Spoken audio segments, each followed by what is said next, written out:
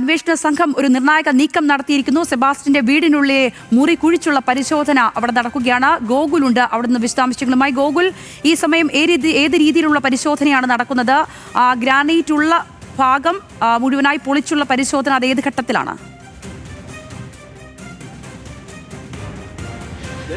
സംഗീത, ഇന്ന് രാവിലെ 11 മണി മുതൽ ആരംഭിച്ച തെരച്ചിൽ ഇപ്പോഴും പുരോഗമിച്ചുകൊണ്ടിരിക്കുകയാണ്. ഇപ്പോൾ ഏറ്റവും ഒടുവിലായിട്ട് സെബാസ്റ്റ്യന്റെ വീടിന്റെ ഉൾഭാഗത്താണ് പരിശോധന നടക്കുന്നത്. വീടിനുള്ളിലെ ഒരു മുറി കുഴിച്ചുകൊണ്ടുള്ള പരിശോധന നടപടികൾ അന്വേഷണ സംഘം ഇപ്പോൾ ആരംഭിച്ചിരിക്കുകയാണ്. നിലവിൽ പുതുതായി ഗ്രാനൈറ്റ് പാകിയിട്ടുള്ളൊരു മുറിയുണ്ട്. അത് സംശയം ജനിപ്പിക്കുന്നതാണ് എന്ന് അന്വേഷണ സംഘം കണ്ടെത്തിയിരുന്നു. അത് കൃത്യമായിട്ട് കോടതിയിൽ ബോധ്യപ്പെടുത്തി മറ്റധികൃതരുടെ അനുമതി വാങ്ങിച്ചതിന് ശേഷമാണ് അതിൻ്റെ പൊളിക്കൽ നടപടിയിലേക്ക് ഇപ്പോൾ കടന്നിരിക്കുന്നത്. എന്തായാലും ആ നടപടി അല്പസമയം മുമ്പ് സെബാസ്റ്റ്യന്റെ വീടിനുള്ളിൽ ആരംഭിച്ചിരിക്കുകയാണ്. അതിനു മുമ്പ് ഈ ഭാഗത്തെ കിണറുകളൊക്കെ വറ്റിച്ചു, അല്ലെങ്കിൽ കിണർ വറ്റിച്ച് പരിശോധന നടത്തി. അതോടൊപ്പം തന്നെ ഈ വീടിന് സമീപത്തുള്ള കുളങ്ങളൊക്കെ വറ്റിക്കുകയും ഒക്കെ തന്നെ ചെയ്തിട്ടുണ്ടായിരുന്നു. അതോടൊപ്പം തന്നെ സെബാസ്റ്റ്യനെ ഇങ്ങോട്ടേക്ക് എത്തിച്ച് അയാളിൽ നിന്നും ലഭിച്ച വിവരങ്ങളുടെ അടിസ്ഥാനത്തിൽ വീടിൻ്റെ പല ഭാഗങ്ങളിലായിട്ട് അന്വേഷണ സംഘം മണ്ണുമാന്തി യന്ത്രം ഉപയോഗിച്ചുകൊണ്ട് കുഴിച്ച് പരിശോധനകൾ നടത്തി.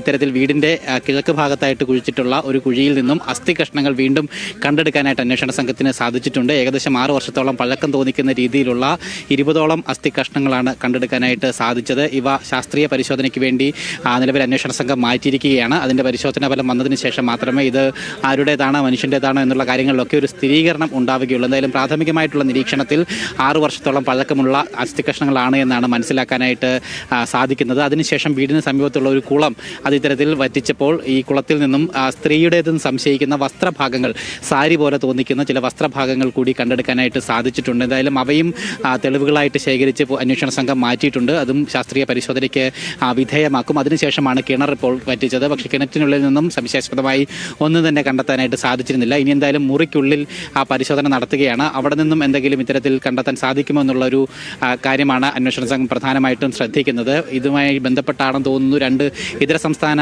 ആൾക്കാരെയും ഈ മുറിക്കുള്ളിലേക്ക് പോലീസ് വിളിച്ചു വരുത്തിയിട്ടുണ്ട്. അന്വേഷണ സംഘം വിളിച്ചു വരുത്തിയിട്ടുണ്ട്. എന്തായാലും അകത്ത് പൊളിക്കൽ നടപടികൾ ഇപ്പോൾ പുരോഗമിച്ചുകൊണ്ടിരിക്കുകയാണ്. പുതുതായി ഗ്രാനൈറ്റ് പാകിയത് തന്നെയാണ് അവിടെ സംശയം ജനിപ്പിക്കാനായിട്ട് കാരണം. എന്തെങ്കിലും അല്ലെങ്കിൽ അത് പൊളിച്ചതിന് ശേഷം വീണ്ടും മറ്റു മുറികളില്ലാത്ത പോലെ പുതിയതായിട്ട് ഗ്രാനൈറ്റ് പാകിയത് തന്നെയാണ് അന്വേഷണ സംഘത്തിന് സംശയപരമായിട്ട് നിലനിന്നത്. എന്തായാലും അത് പൊളിച്ചുകൊണ്ടുള്ള അന്വേഷണം കൂടി ഇപ്പോൾ ആരംഭിച്ചിരിക്കുകയാണ്. എന്തായാലും രാവിലെ മുതൽ ആരംഭിച്ചിട്ടുള്ള തെരച്ചിൽ ഏറെ വൈകിയും ഇപ്പോഴും പുരോഗമിച്ചുകൊണ്ടിരിക്കുകയാണ്. കഴിഞ്ഞ വെള്ളിയാഴ്ച